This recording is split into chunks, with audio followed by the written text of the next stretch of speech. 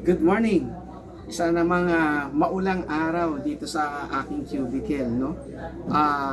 Monday, umpisa ng klase pero I do not know kung magkakaroon pa ng klase kasi masama ang panahon, no? Kung inyong sinusubaybayan itong mga posting natin, nung nakaraan, binigyan natin ng kahulugan ang globalization sang-ayon kay Professor Simon Rake, no?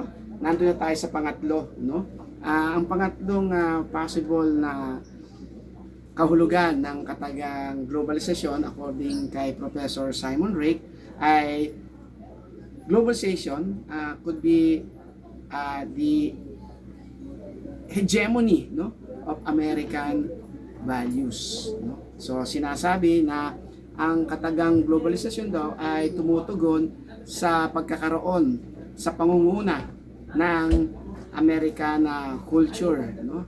Ng kulturang Amerikano na kung saan kung titingnan natin sa buong mundo ngayon, ang kaisipang Amerikano ang namumutawi, no? Katulad ito ng tinatawag nating democracy, and at the same time the ideals of American culture, no? Yung mga values, yung mga kaisipang Amerikano na sa buong mundo ito ay pangunahin. Kung pag-usapan natin ang mga bansa, karamihan ng mga bansa ngayon ay tumutugon na sa demokratikong pamamaraan na kung saan kinikilala natin ang Amerika bilang isang pangunahing bansa.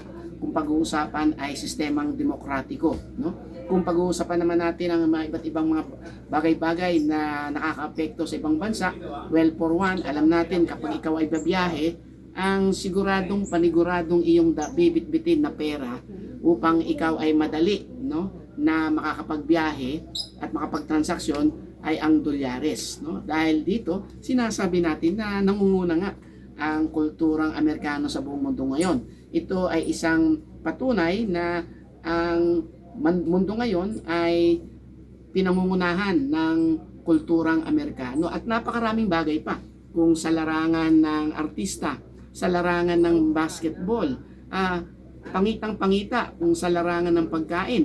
Alam natin yung tinatawag natin McDonaldization, kung saan sa buong mundo, number one ang McDonald's. Pero, may pero yan if you go to the Philippines, never na number one si McDonald's. Yun lang ang isang particular na pagkakataon na kung saan ang McDonald's ay hindi pangunahin, no? Sa panlasang Pilipino, siyempre isa lamang ang kataganyan, Jollibee, no? Yan lamang ang pagkakataon, exception to the rule, na kung saan hindi nangunguna ang Amerikano pagdating sa hamburger chain restaurant dito sa Pilipinas. Ito ay Jollibee. Pero sa buong mundo, kitang-kita natin, KFC, Wendy's, ito ay mga partikular na mga pagkaing Amerikano, no? Sa basketball, no? Sa pag-aartista, yung mga sikat na singer, sikat na mga aktor, ito ay pinangungunahan ng mga Amerikano. Kung kaya't yan yung sinasabi ni Professor Simon Rake na when you talk about